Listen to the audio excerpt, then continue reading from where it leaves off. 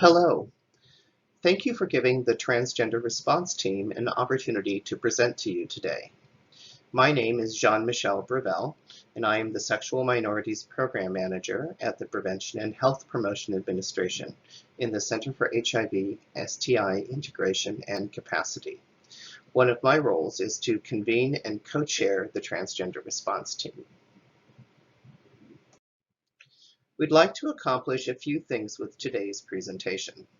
First, we'd like to define some terms so that we have language in common to discuss wellness and health needs of transgender and non-binary communities.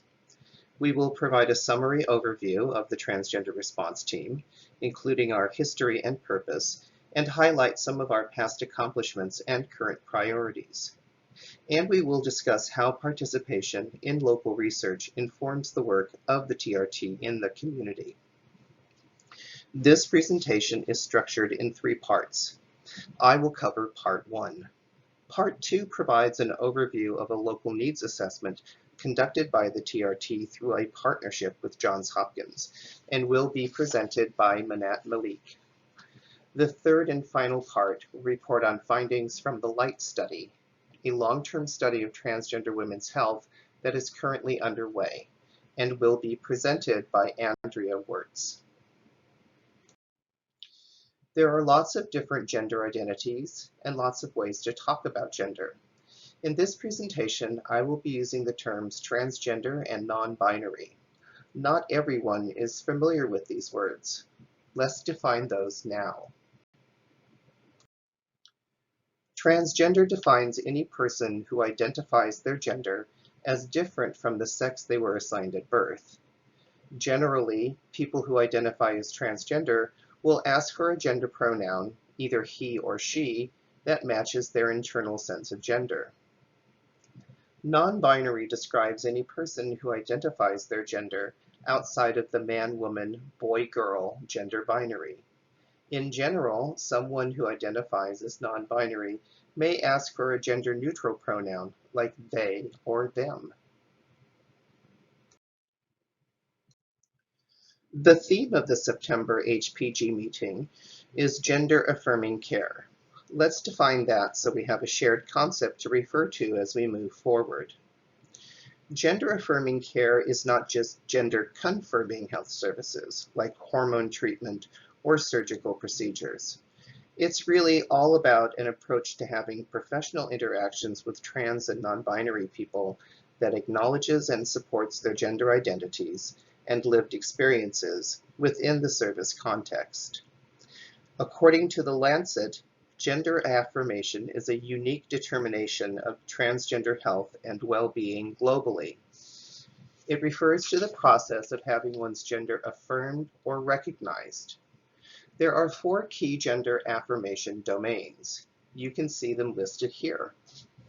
The first one is social. It includes things like your name, your pronoun, and your gender expression. The second is psychological, your sense of self or authentic identity, access to counseling, and trans-competent mental health care. The third is medical. This includes hormones and safe prescribing, reproductive options, trans-competent primary and preventive health care, gender-affirming surgeries and procedures, voice and communication therapies, and guidelines for transgender health care. And the last domain is legal. Effective anti-discrimination legislation, the right to autonomy and self-determination, the right to recognition under the law, legal name change, and the legal change of gender marker or designation on identity documents. One of the things that we did to prepare for this meeting was to offer a mini survey to the community to nominate an organization or provider from whom they have received gender-affirming care. Here are the criteria we asked trans and non-binary people to respond to. As you can see, these criteria really focus on interactions and provider responses. While the mini survey only has 9 responses, I think these measures can be helpful to providers in understanding what it is that trans and non-binary people are looking for when they are seeking out services and testing the level of gender affirmation available from an organization or a provider. And so, welcome to the Transgender Response Team. The Transgender Response Team is an example of community mobilization. Community mobilization is the active component of community engagement. In case you have not heard about the TRT, this is a stakeholders group that is convened by the Prevention and Health Promotion Administration. I serve as the convener and co-chair, and the purpose of the group is to ensure the availability of culturally competent, evidence-based HIV health and human services for transgender communities and individuals in the state of Maryland. We focus our efforts on reducing the stigma and oppression that fuel health risk and risk-taking behavior, facilitate power sharing between consumers and providers, and promote solution-based dialogues and actions. Membership in the Transgender Response Team has been fluid over time. Membership is open to any local members of the transgender and non-binary communities, their allies and service providers, and anyone else interested in improving the health and wellness of transgender Marylanders. In 2019, we experienced a sudden growth spurt that almost doubled our usual regular attendance. You can see the current list of our most active members on this slide. About 15 to 20 people were attending regular in-person meetings before we switched to an all-online format due to COVID-19. Our virtual meetings are still well attended, even though not everyone has easy access to the technology for online meetings. The Transgender Response Team is an outgrowth of a series of transgender health forums that were held in July and August of 2007. We held 3 forums, one exclusively for transgender and non-binary people, one exclusively for health and human service providers who worked with trans and non-binary people, and one where both groups came together. At each forum, we identified issues, conducted a resource inventory and gap analysis, and asked meeting participants to set priorities. One immediate outcome of the forums was the recognition among community and providers that they shared the same concerns and identified the same needs. As a result, forum participants asked for a long-term process to support ongoing meetings with stakeholders and engagement in collective problem solving. Thus, the Transgender Response Team was created. At the first meeting in September 2007, the team formalized the group structure, began drafting objectives and evaluation metrics for the priorities identified from the forums, and created work groups for each priority. The team also compiled the list of other stakeholders to include in the TRT. The group identified additional input and capacity building they wanted to receive, and a calendar with scheduled presentations was created.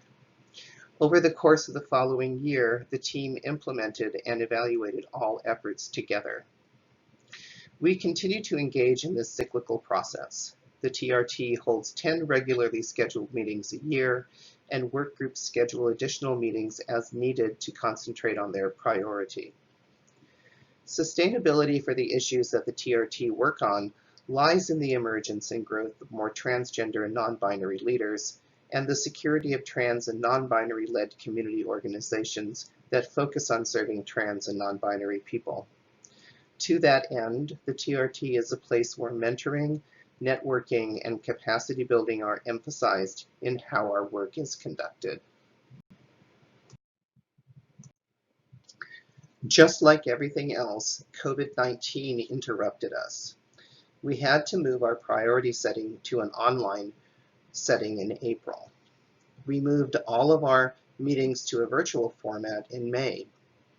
Right now, the team is focused on laying the groundwork for priority work, supporting TRT members and member organizations, and also sustaining current programs and projects while we wait for the pandemic to recede.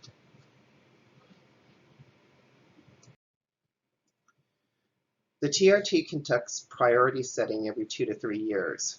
Our process includes a social policy and legal landscape assessment, a resource inventory, and a gap analysis. Data that we or our partner organizations have collected from assessments and studies are included in the review and help inform the group's decisions. We review and update priorities from the previous round of priority setting and promote or retire them as needed in order to remain current in our direction. We engage in a progressive voting process that, in the end, surfaces our top 3 work priorities for that year.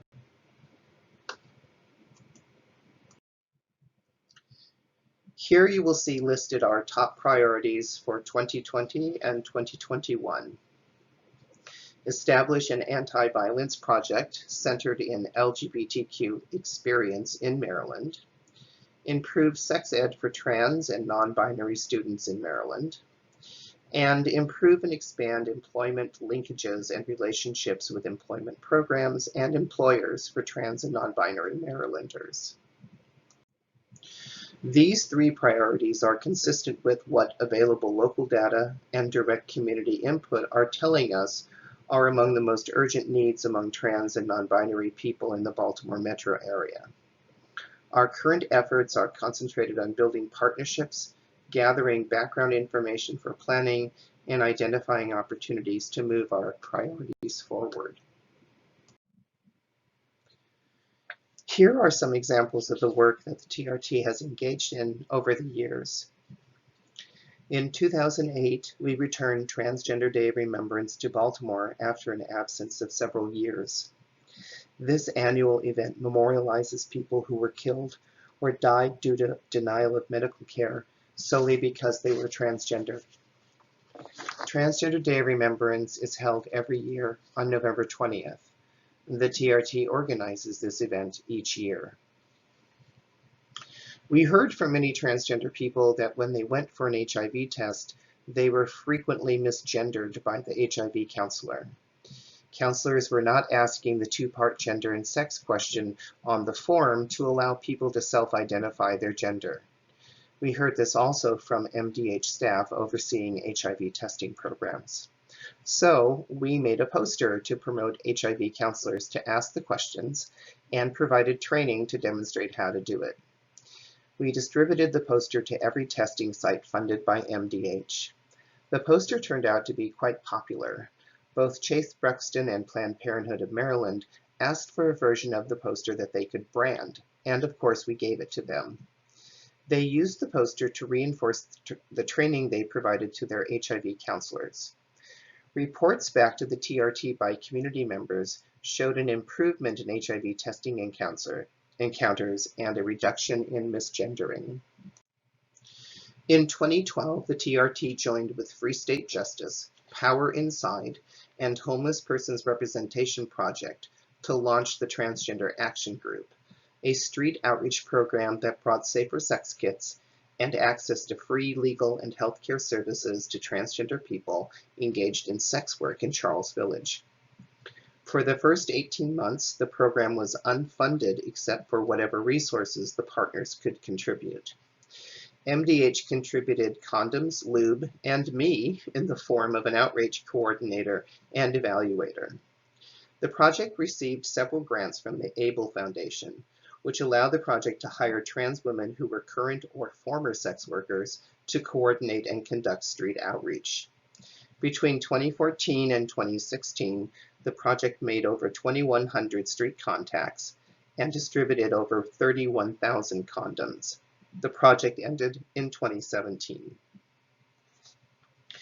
In 2015, we hosted a delegation of LGBT service providers and social activists as part of the Maryland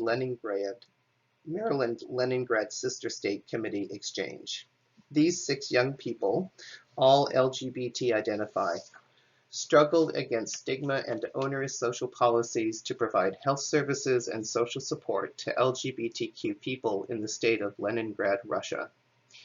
We were able to meet several times over 5 days and exchange ideas, resources, and encouragement. The exchange was so successful that the TRT was asked to host another delegation in 2018. One of the things that many of us on the TRT are most proud of is our contributions to the research and knowledge base around transgender health. In 2015, the TRT partnered with Johns Hopkins Bloomberg School of Public Health to conduct a local needs assessment. With funding from the Johns Hopkins Urban Health Institute, we worked with Tonya Poteet, PhD, Assistant Professor in Social Medicine, to develop and deliver a study that looked at the health and social needs and resilience of transgender and non-binary people in the Baltimore metro area. That study concluded in 2016, and we will be hearing about it in the next part of the presentation. That's all from me. Thank you so much for your time and interest. Now let's hear from Manat.